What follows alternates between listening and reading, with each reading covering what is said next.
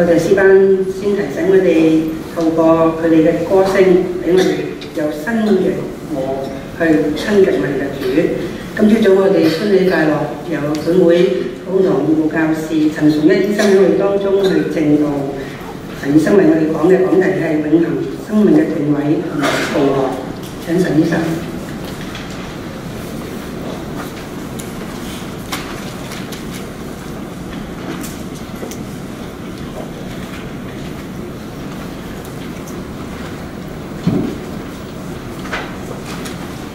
各位弟兄姊妹早晨，都係新年快樂，主恩係更多。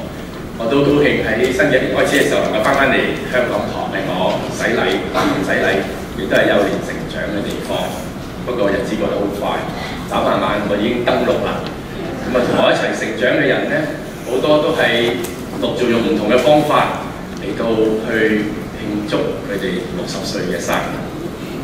咁其實雖然我哋慶祝嘅方法係好多，但係我哋咧都感覺到咧年紀大、機器壞係一致嘅。咁但係大家面對一個咁殘酷嘅現實，我最特別中意嘅就係今日我哋哥林多後書第4章嘅6節，就係話咧，雖然我哋外體係毀壞，但係內心咧。用和合本舊嘅翻譯咧，就係、是、一天新似一天。用我哋今日讀嘅新譯本咧，就係、是、日日更新。其實內心一天新似一天，或者日日更新咧，係一個安慰，但係其實亦都係一個挑戰。對任何年齡嘅人嚟講咧，其實都係一個嘅反省，一個提醒。或者甚至乎我哋可以話咧，你越係年輕嘅時候，就能夠明白呢一句説話，甚至乎去享受呢一句嘅説話咧，係一個更加大嘅福氣。一天新似一天，其實唔一定係每一日，或者未必能夠每一日好客觀嘅，我哋做呢個提醒，或做呢個嘅反省，同埋主觀嘅有呢個咁嘅更新嘅經驗。但我覺得如果能夠係每年一次都好啩。我哋喺新嘅一年開始嘅時候，我哋能夠做一個咁樣嘅自我檢視反省。如果我哋係睇到我哋有啲乜嘢需要改變、需要調整嘅，用翻而家 IT 電腦嘅術語，我哋 reset 我哋自己，即係重置、重整我哋嘅人生嘅定位同埋方向。不論我哋有冇做呢個每年一次、每日一次嘅一個反省，但我唔希望。我哋係到最後嘅時候先做一個檢討，甚至乎我哋到最後檢討嘅機會都冇，已經離開呢個世界。我哋所認識嘅神人摩西，喺佢經過120年嘅生活，帶領以色列人出埃及之後，喺佢好著名嘅詩篇第90篇，佢對佢自己人生嘅一個反省同埋一個嘅描述係咩咧？佢就話一生嘅勞苦愁煩，轉眼成空。佢自己亦都係如飛逝去。其實有好多人都有咁樣類似嘅遺憾或者慨嘆。離世嘅時候咧，好似自己從來未嚟過呢個世界嘅，好多個遺憾。我記得喺22年前，我嘅細佬離開呢個世界嘅時候，只係35歲。佢離開之前喺病床上面寫咗好多嘅書信俾一啲嘅朋友，其中一句説話，亦都成為佢之後為佢輯錄一本書嘅書名，就係、是、我對生命無悔。我相信咧，呢句説話，如果能夠成為我哋每一個人、每一日或者係最後一日能夠講嘅一句説話咧，係一個好大嘅福氣。好似我提到咧，重置reset 呢個嘅觀念。其實咧 reset 或者重置、重整呢個咁嘅觀念，唔係而家電腦先有。其實如果睇翻我查字典睇翻 reset 呢個字咧，原來咧好多時候我哋斷骨要駁翻條骨，又係 reset。我哋去印刷。特別以前排版印刷或者而家電腦排版印刷，好多時候我哋重新編排個版面，又係 reset。又或者我哋去旅行，去到一個新嘅地方，唔同嘅一個嘅時間嘅區域，於是乎要再撥一撥翻個手錶，又係 reset。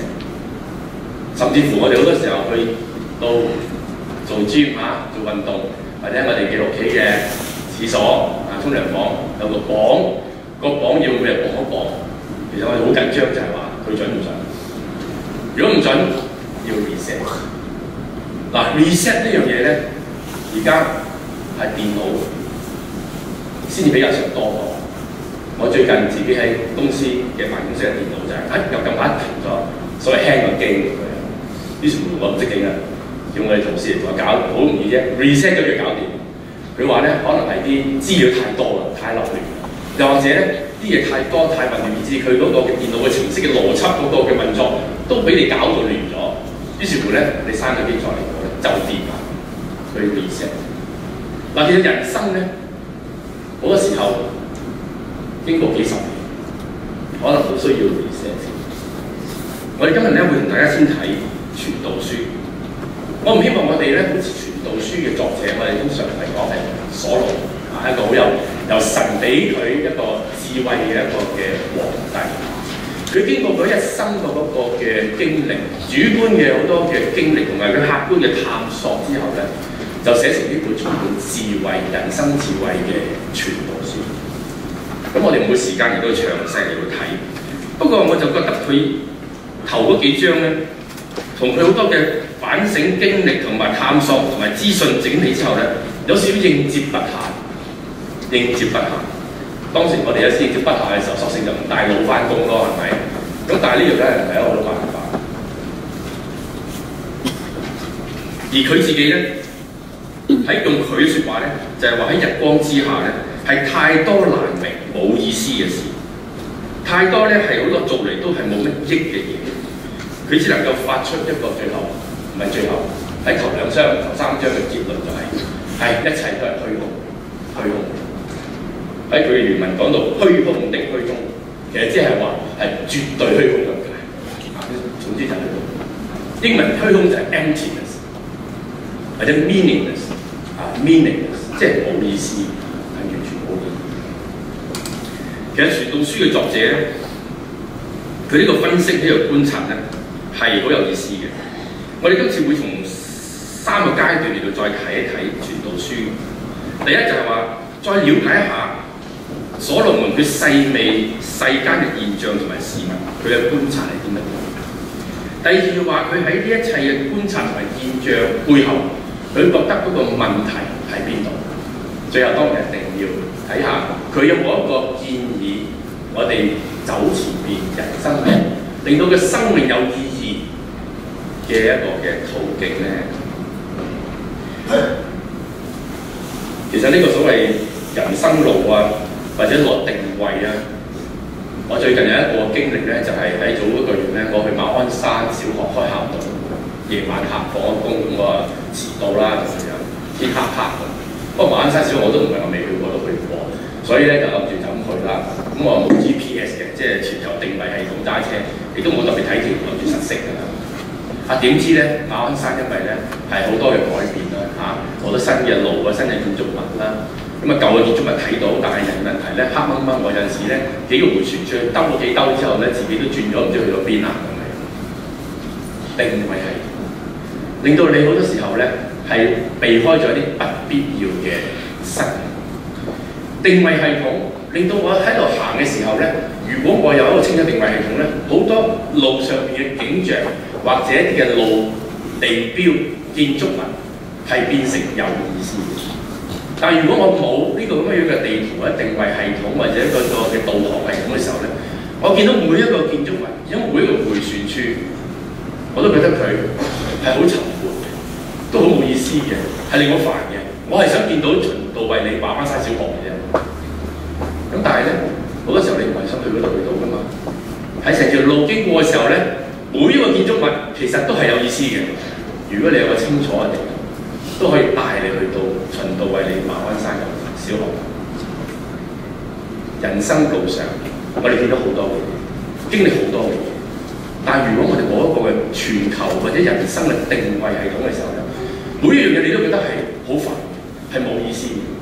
但係如果你有一個好清晰嘅定位系統嘅時候，可能呢一切都係各就各位，各按其時，成為美好。好啦，我哋翻到傳道書啦。呢個傳道書咧，開頭講嘅呢啲嘅即係觀察啦。咁我覺得其實即係佢係講到好清楚咧，就係頭嗰兩章啊，大家去睇嘅時候，佢覺得一切咧都係虛空嘅。咁我因為時間關係唔會講好多，就以佢頭嗰兩章講嘅做一個好提綱挈領式嘅一個總結咧，就話咧第一章第5至7節提到周而復始嘅事，或者天然嘅現象，或者人嘅勞碌，係令到人咧係困乏厭煩。太陽今日東升，跟住就西落；水今日喺呢度升上天，聽日又落翻嚟地上。啲風今日係咁啊兜個圈，聽日又翻翻轉頭啊！一切都係周而復始，所以我話令人厭煩嘅啫。人嘅活動都係只係你嘅勞碌。如果好似摩西咁，只不過係咧係終身嘅勞苦受煩。不過轉眼成功。第二類嘅所謂嘅虛空咧，就係佢話智慧都虛空嘅。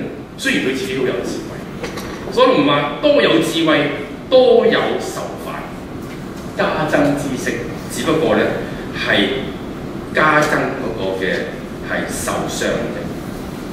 咁啊，事實而家嚟講咧，大家資訊越嚟越多啦嚇，網上你同埋睇到越嚟越多。即係你會唔會多咗好多嘅新聞又成？大家知唔知 no news is good news 啊？有新聞其實就係多數係好嘅嘢，真係。你越多嘅知識，可能只會增加你嗰個嘅受傷，你嘅痛苦。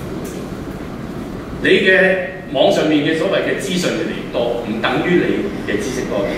知識多咗，亦都唔等於你有人生嘅智慧多咗。所以呢個智者就話咧，其實多有智慧，多有受煩，增加知識咧係增加受傷。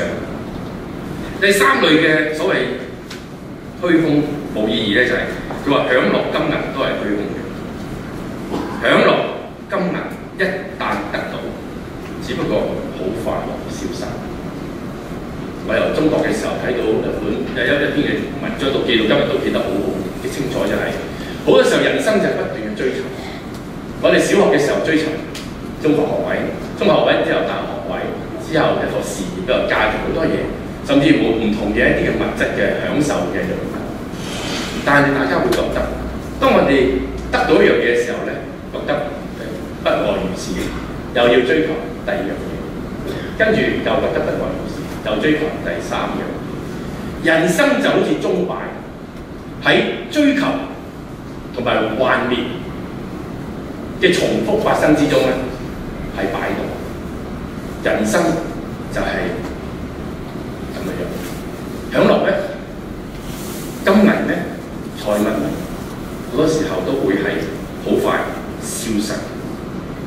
第四類嘢嘅所謂嘅虛空咧，就係勞碌，亦都係虛空嘅，因為我哋得嚟嘅囤積嘅財物、身家變成遺產之後，俾邊個？可能唔知係俾邊個，或者俾嗰個受益人係不勞而獲得到呢啲嘢，或者俾咗佢點樣用你嘅嘢，亦都係唔知嘅。所羅門話呢啲其實都係虛空。其實我哋中國人成日有講一個看破紅塵啊，反璞歸真、告老歸前啊，好多呢啲都係有一啲異曲同工嘅感覺。嗱，以上呢啲咧就係喺第一、第二章裏邊咧所講到嘅虛空或者係冇意義啊 meaningless。第三章嗰度又提到另一類嘅虛空啦，就係話我哋今日係讀嘅呢段經文，就係話到好多嘢都係有定期嘅。其實呢個簡單嚟講，用中國人廣東話嘅術語咧，就係樣樣都整定。由最重要嘅人生嘅生與死整定。第2到第3節，一啲最相對嘅嘢係180度相對嘅嘢，不論係種或者拔，不論係殺或者係醫，不論係拆或者係起，一啲好180度相對，都係整定。一啲好自然發生嘅嘢，不論佢係你啲情緒上面自然嘅流露，不論你係哭或者笑，你係哀或者係笑，都係整定。最親密嘅嘢，友誼嘅發展，整定嘅，擁抱不擁抱，得失捨棄保守，撕裂縫補，整定。一啲最貼身嘅愛，最個人嘅愛與恨，國家之間嘅戰爭與和平，整定。嗱，咁樣講完之後咧，1至9節，所以作者就話：作事嘅人喺佢嘅勞碌上面有啲咩得益嘅？喺佢所做嘅嘢得益。嗱，呢個係第2類即係所羅門一個嘅感慨，即係話咧，你點勞碌都好咧，好多嘢整定，你做唔到然後你可能你都唔知道佢之後點樣。有好多時候咧，你所得嘅同你付出嘅好似唔係好對稱。唔係好話你勤力就多啲，好多嘢你根本係唔知。講完呢啲咧就好似好灰暗啦，好似所羅門咧只係俾我哋睇到一個好消極、好灰暗嘅一個態度咁但係好明顯，所羅門唔係咁嘅意思。佢喺呢一切嘅背後咧，佢睇到幾樣。第一，如果我哋大家試諗睇第1、第2章或者係成個傳道書嘅時候咧，你會睇到有幾個字咧。係重複出現，最重要一個就係日光之下，在日光之下，在日光之下。一共咧喺222節嘅經文裏邊咧，喺傳道書有29次嘅出現，喺頭2章咧有9次出現。咩叫做在日光之下咧？即係我哋成日日光之下同新鮮日光之下好似一個好即係日常發生嘅嘢啦，世界上發生嘅嘢啦。喺希伯來嘅文化裏邊咧，當我哋講話日光之下嘅時候咧，其實係一個好重要嘅基礎同埋一個嘅立場，就係話係冇神喺當中，唔係從神嘅角度，係冇神嘅元素喺裏邊。日光之下所以如果我哋將正話所羅門所描述嘅所有嘅嘢擺喺日光之下，係一個冇神嘅環境，唔係從神嘅角度你要睇嘅時候咧，就係咁樣。點解冇神佢係咁樣咧？跟住佢又講喺第3章第11節嗰度咧，當佢描寫咗好多啲相對嘅控制唔到嘅一啲嘅事，生有時，死有時，萬物有定時之後咧，佢提到咧就係話呢啲嘢咧，雖然人好似總體嚟係好勞碌唔知做乜，佢跳第9節。第10到11節開始講到咧，就係話，但係唔係啊！如果你係紀念你嘅主咧，一個造物主佢係所做嘅一切咧，各按其時就成為美好，而且咧佢係將永恆擺咗喺人嘅心。我自己嘅感覺咧，佢將永恆擺喺人嘅心裏邊咧，係成個傳道書裏面一個好重要嘅一個嘅訊息。其實點解人會覺得好多嘢好虛空咧？就係因為我哋本身係有個永恆嘅需要，神已經永恆擺喺人嘅心裏邊。而好多事物發生嘅嘢，如果係冇永恆嘅價值、永恆嘅存在嘅意義嘅時候，唔能夠滿足到我哋。喺傳道書跟住所講嘅日光之後，好多嘢都變得虛空。其實虛空呢個字咧，除咗話英文 meaningless 之外咧，其實佢喺原文裏邊咧，係同詩篇144篇第4節咧所講嘅係差唔多嘅，就係講到係一口氣，即係話咧一瞬間，即係話好多嘢咧係一瞬間冇咗，好好嘅嘢、好智慧嘅嘢，一瞬間冇咗。所以係因為人冇咗神。第二，我哋見好多嘢原來都係一瞬間嘅，所以加埋咧就係虛空。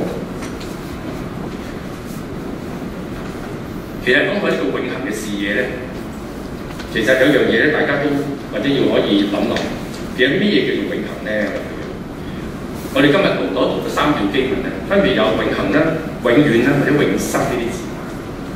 我自己抄一抄正主百科全書，嗰度提到咧永恆嘅意義。其實永恆咧，其實相對於時間有時空嘅限制英文叫做 time bound 用時間限制咗。永恆咪就等於係冇時間限制，或者係 timeless 或者時間只不過係而家現在短暫。永恆就等於一個由而家一路延續到 infinity 永恆嘅、永遠嘅、係無止境嘅，係咪純粹係一個咁樣嘅時間上面嘅觀念咧？原來咧係唔係嘅。咁如果呢個正主百科全書咧就提到咧，永恆呢樣嘢咧，乃係我曲就係話咧係宇宙喺無限制、無止境嘅時空裏邊，宇宙喺無限制、無止境嘅時空裏邊。復應喺神嘅國度、權柄、榮耀中嘅狀態。我再讀一次，宇宙永恆永恆係講緊宇宙喺一個無限制、無止境嘅時空裏邊，無限制、無止境嘅時空。復應喺神嘅國度、權柄、榮耀中嘅狀態。呢個要大家翻去諗一年下呢個説話咁但係咧，對我嚟講好重要一樣嘢咧，就係咧，永恆唔單止係一個時間嘅向度，亦都係一個關係嘅向度。即係話唔單止係由暫時去到永遠無止境，而係話到底我哋喺呢個咁樣嘅無限嘅空間裏邊，我哋係咪復應喺神嘅國度、權柄、榮耀嗰個狀態、嗰個關係？我哋大家好熟嘅主禱文次次都念㗎啦，最尾有一句咩？國度、權柄、榮耀，全是父的，直到永遠。其實係我哋同神建立一個永恆嘅關係，呢個就係永恆。永恆幾時開始咧？就係當我哋同造物主係建立、確立呢個關係嘅時候咧，其實永恆已經開始。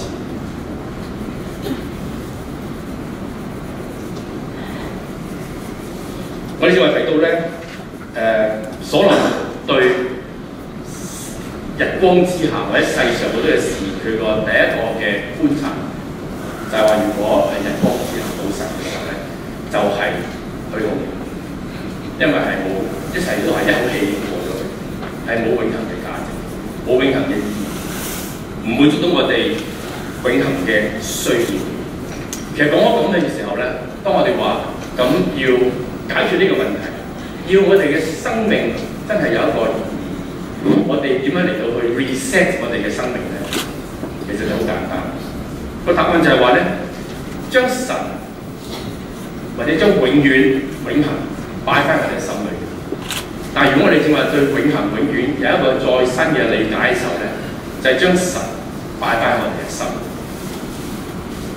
所以喺《傳道書》最後12章嘅時候咧，講到之前都有地方提到咧，其實總意係叫我哋要敬畏神，要敬畏神。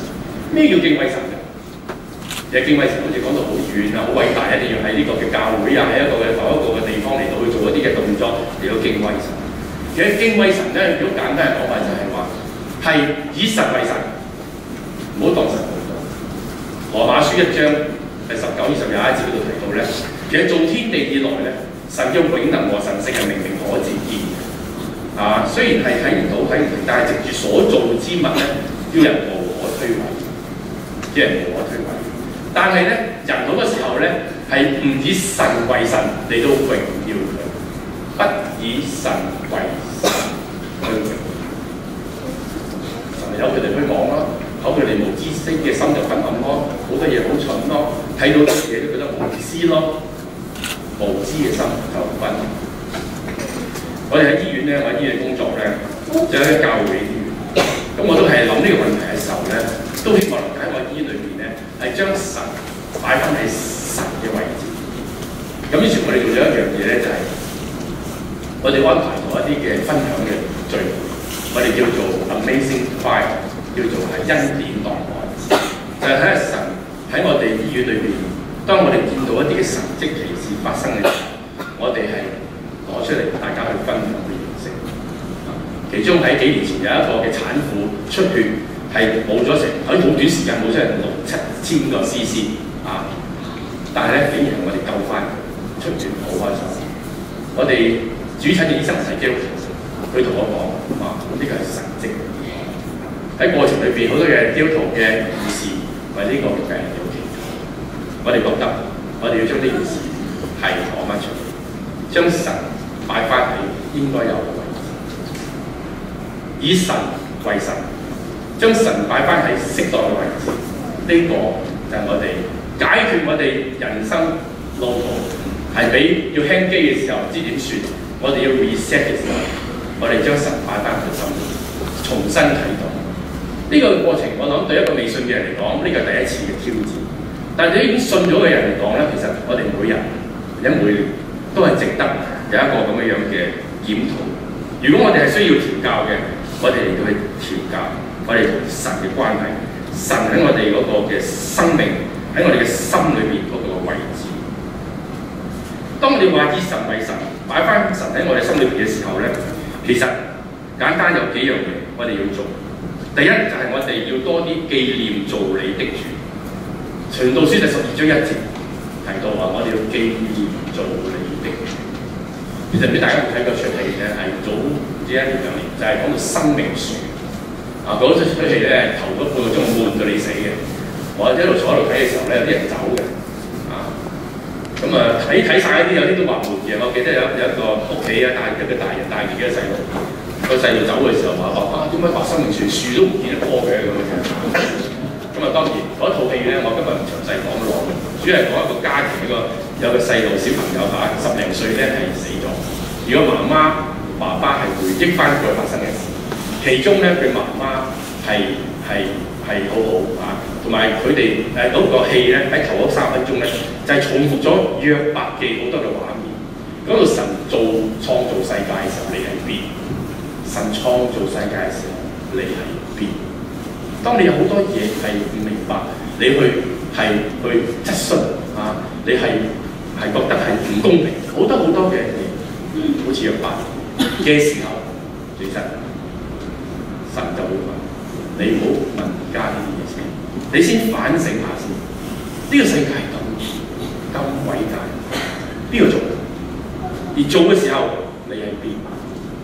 如果我哋能夠定位我哋嘅人生，同我哋嘅造物主建立關係，當我哋有任何嘅一啲嘅唔明白，甚至乎想去放棄或者係想去埋怨嘅時候咧，我哋諗諗呢個世界係邊個掌管？要紀念造你嘅主。我中意有一個比喻咧，就係話咧，你唔好博古啦嚇，講比喻講古仔。有一個嘅機嘅，當然唔需要用飛機呢個字嘅，我講你真係飛機咁解嘅嚇。咁佢見到呢一嚿咁嘅嘢喺度咧，咁佢哇死咁鬼大啊！咁唔理啦咁買。咁但係有陣時係因為人嘅好奇心啊，咁佢搞下敲下佢啊，終於俾佢咧係上咗個飛機裏邊。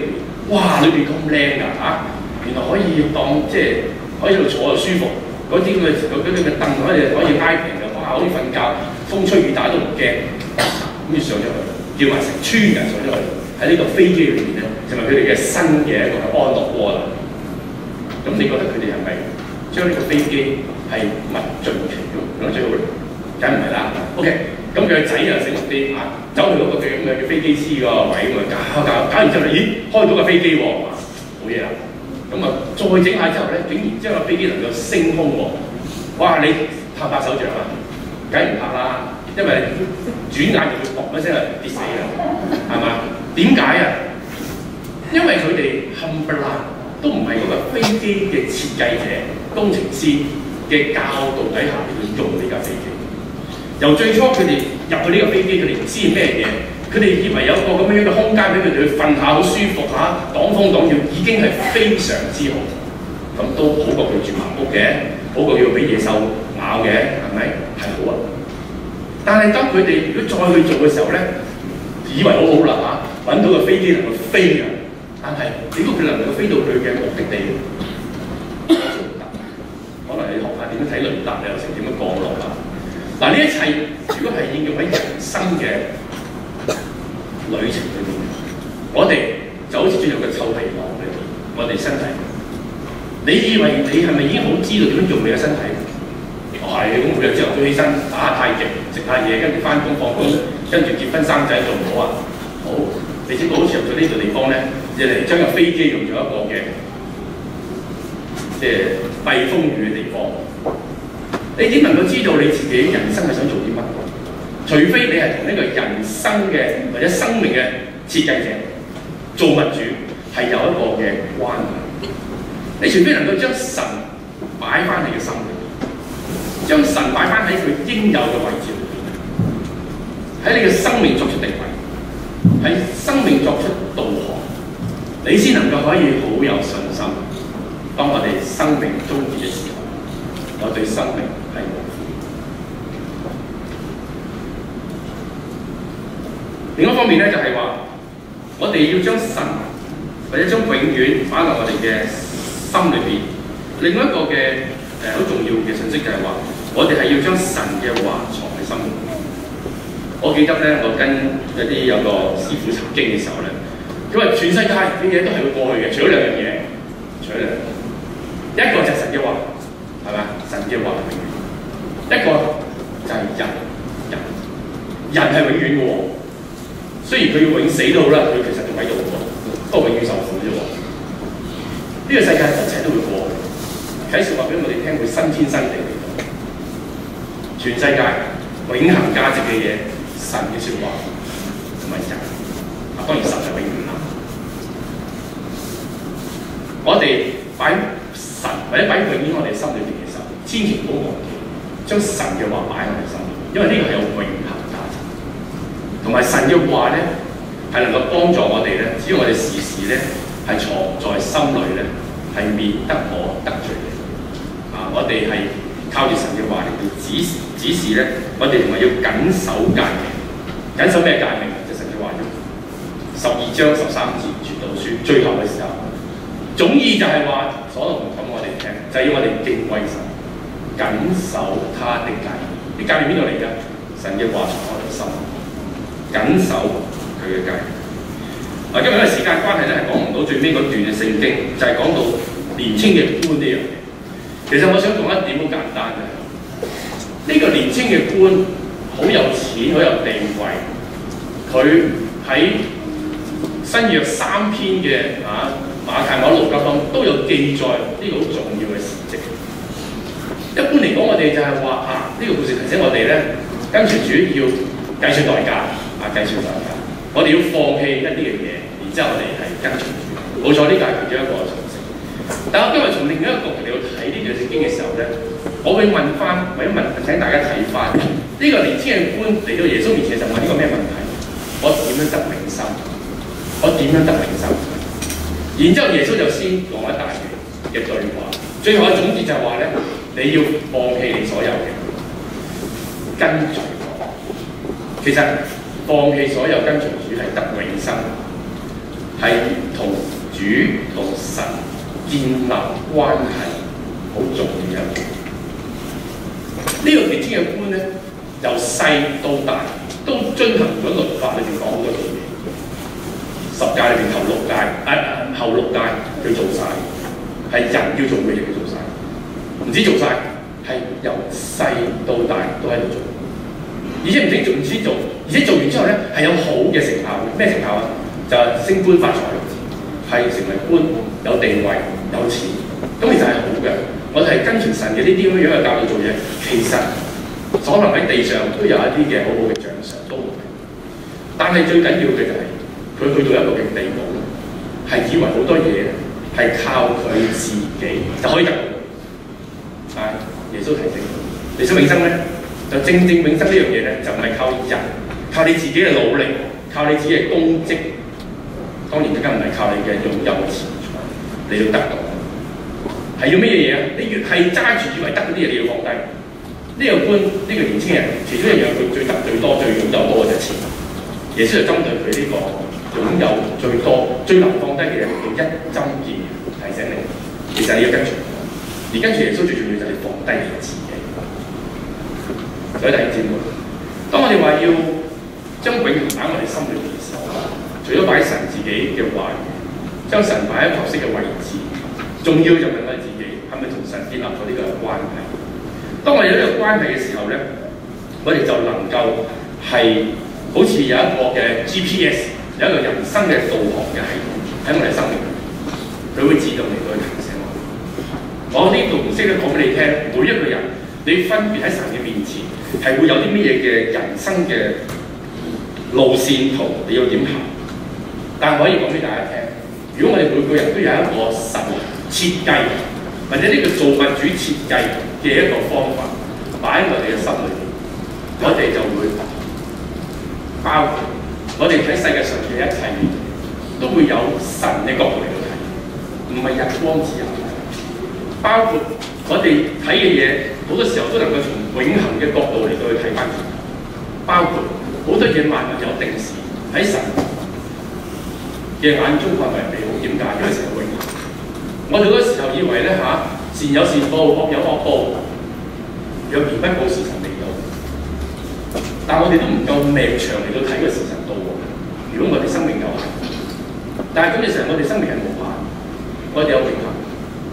所以生命上邊有咗好多嘅所謂挫折，或者好多嘅失落，或者覺得不公義，但係我哋有永恆嘅事業，我哋知道最終係有嘅神。所以傳道書最尾一節就講到咧，最後神係會有審判。呢個審判就包括咗你要做好，你做得唔好咧，神會審判。但係最重要一樣嘅提醒就我覺得係，我哋好安心，因為我哋如果做得好，神係會有最後，會有定奪，係會有一個獎賞。當我哋能夠有一個咁嘅永恆嘅視野嚟到睇一切嘅時候咧，我哋對一時之間嘅成敗得失咧，會更加處之泰然，我哋更加能夠好識，我哋更加能夠係擇善而固執，一啲嘢啱嘅嘢咧，我哋要繼續喺度去做。所以弟兄姊妹，我哋今日從傳道書嚟到希望有咁樣嘅學習，希望我哋每個人咧都能夠係從所羅門嘅智慧裏邊咧能夠學到，有神喺我哋應該有嘅位置裏邊，作我哋生命嘅定位同埋道路。